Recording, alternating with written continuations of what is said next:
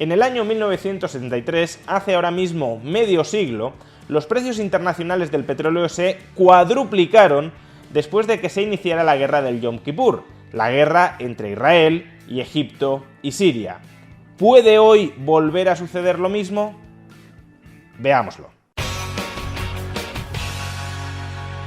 El 6 de octubre del año 1973, hace ahora mismo 50 años, medio siglo, los ejércitos de Egipto y de Siria atacaron Israel. Se iniciaba así la famosa guerra del Yom Kippur. El ejército israelí respondió con contundencia a este ataque. No en vano, la guerra terminó en 19 días con la victoria de Israel, y las principales potencias occidentales, sobre todo Estados Unidos, se posicionaron del lado de Israel. Y como consecuencia de este apoyo explícito de Estados Unidos y de Europa a la causa israelí en este conflicto bélico, el 16 de octubre del año 1973, solo 10 días después de iniciada la guerra del Yom Kippur, la OPEP, el cártel internacional de países productores de petróleo, decidió decretar un embargo a la exportación de petróleo desde países de la OPEP a Estados Unidos y Europa. Y ese embargo, esa prohibición a la exportación de petróleo hacia Estados Unidos y hacia Europa, en ese momento eran prácticamente los únicos consumidores globales de petróleo, no estaba China en la ecuación.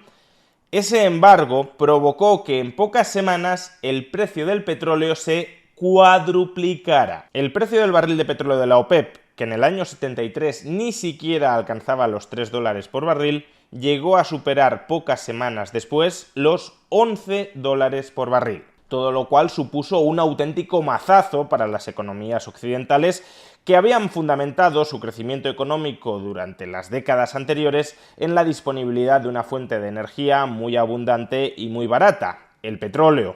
Pero esa fuente de energía muy abundante y muy barata estaba llegando a su fin, motivo por el cual las economías tuvieron que emprender una primera transición energética. Tuvieron que volverse mucho menos dependientes del petróleo en un nuevo entorno donde los precios del petróleo jamás regresarían a sus niveles previos. Tiende a pensarse, eso sí, que el extraordinario crecimiento de los precios del petróleo durante los 70 es atribuible únicamente al embargo de petróleo por los países de la OPEP.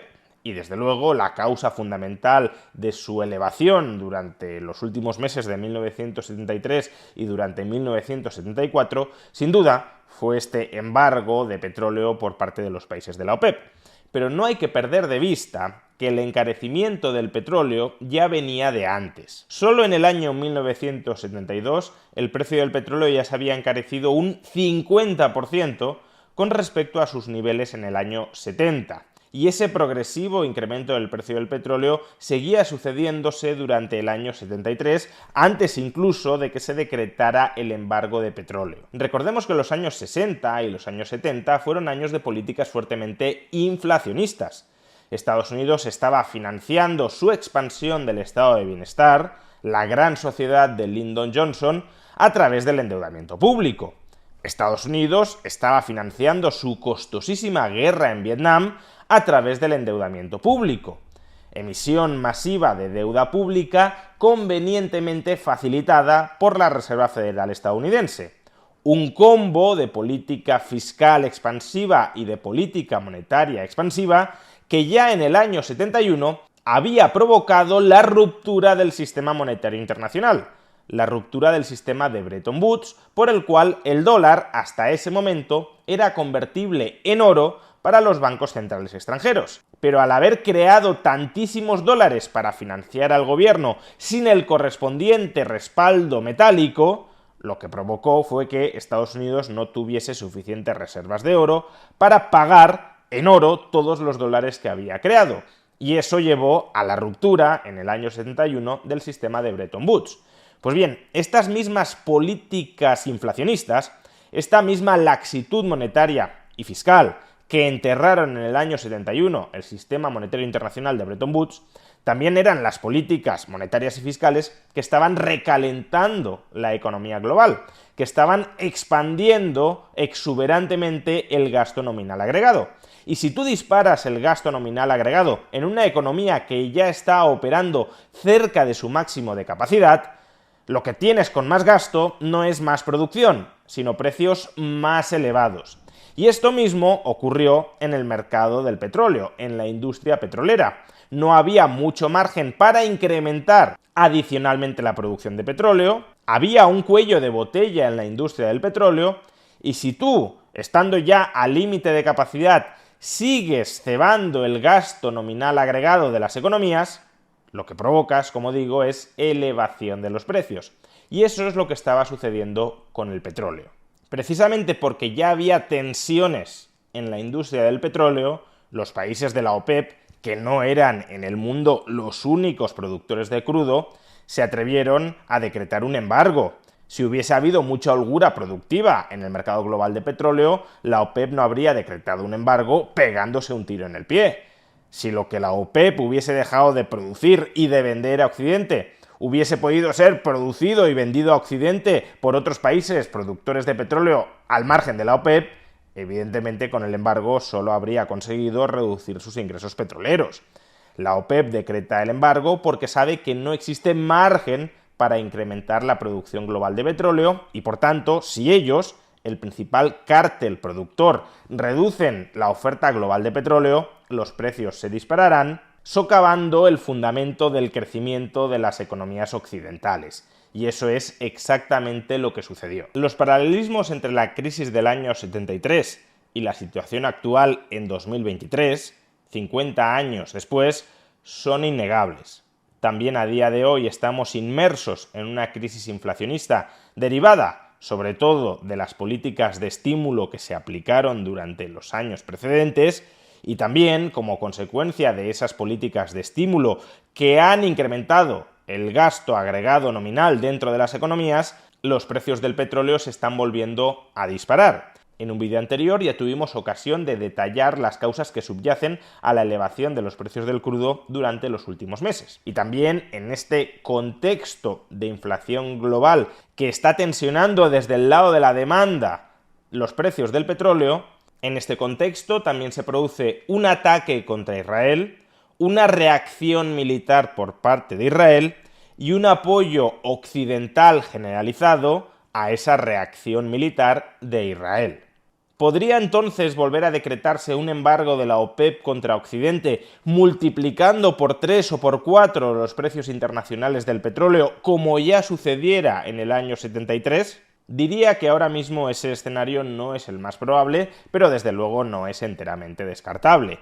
¿Por qué no es el escenario más probable? Pues porque las alianzas geopolíticas de 2023 ya no son las mismas que las del año 1973. Ahora mismo la mitad de los países de la OPEP ya ha reconocido y mantiene relaciones diplomáticas con Israel. Además, también sabemos que Arabia Saudí estaba a punto de reconocer y de firmar la paz con el Estado de Israel, debido a que los dos tienen un enemigo común como es Irán, y aunque muy mermada durante el último año y medio, Estados Unidos sigue teniendo una cierta reserva estratégica de petróleo que no tenía en el año 73. Todos estos factores hacen menos probable, bastante menos probable, que se reproduzca exactamente el escenario que vivimos hace 50 años. Pero que probablemente no volvamos a experimentar un embargo de la exportación de petróleo desde la OPEP a Occidente no significa que la actual guerra entre el Estado de Israel y Hamás no vaya a afectar al precio internacional del petróleo.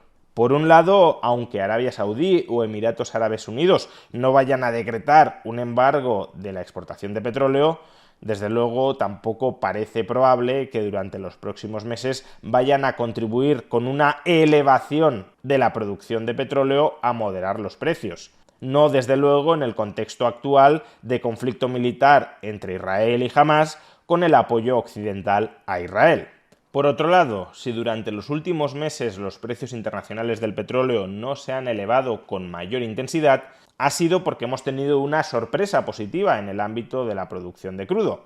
Y es que Irán, a pesar de las sanciones formales que recaen sobre él, ha incrementado su producción y exportación de crudo a más de 500.000 barriles diarios. Si con la actual guerra entre Israel y Hamás, dado el apoyo explícito de Irán a Hamás, se mete también, de una manera o de otra, a Irán en este conflicto, si se redoblan las sanciones, no digamos ya si se iniciara un ataque militar contra Irán, que además Irán pueda utilizar como excusa para atacar las estaciones de bombeo de petróleo de Arabia Saudí, como ya hiciera en el año 2019, pues entonces, en este caso, y dado el cuello de botella que ya constituye el mercado global de petróleo, a poco que se reduzca la oferta, los precios sí tenderán a subir de manera muy sustancial.